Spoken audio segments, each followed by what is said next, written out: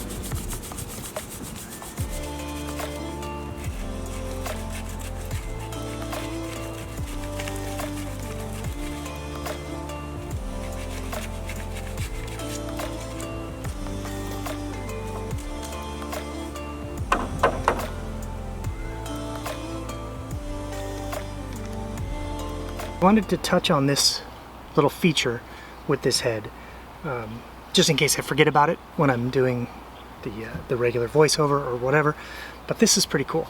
So, you know, as I probably talked about, the whole idea behind this head is giving people with maybe who don't have the means to buy a head a way to make it cheaply. And it can be made with all found objects. PVC, you know, it's laying around everywhere, garbage dumps, whatever. But a shaft, obviously, may not be accessible. So if you don't have a shaft, there are a lot of things available to you. Broomstick handles, bamboo, a relatively straight stick, and in my case a wooden dowel. This is a 1-inch wooden dowel. It's not the strongest thing in the world, but that's okay.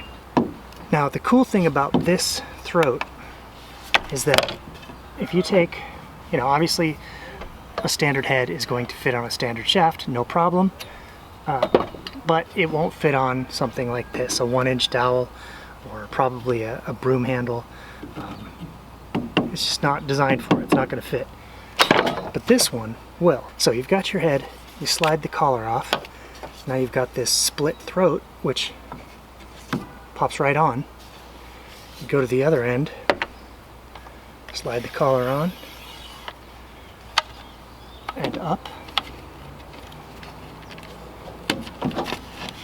Slide it up like that, and I mean, this locks it in pretty well. It tightens it. I got some 1-inch self-tapping screws that I'm gonna probably drill in maybe on the back, but you know, that's amazing. Like, nothing has to be done to this dowel. Probably shorten it. You know, it's a little too long for a short stick, and it's a little too short for a long pole, but so I'll shorten it up. But anyway, that is probably my favorite feature of this head, is that, you know, you can make it with boiling water, a heat gun if you have one, but you know, those could be hard to come by. But boiling water, anybody can boil water. But if you get it all shaped up and drilled out, and you're like, I don't have a shaft, you know, you could find like a curtain rod. You know, it might be a little thick, curtain rod. Maybe not though. Maybe they're like, I don't know, a broomstick handle, a dowel, whatever. And this throat with the collar, which clamps the throat tighter, it'll work. And it'll work on just about any kind of size. So I really like that feature. I wanted to talk about it.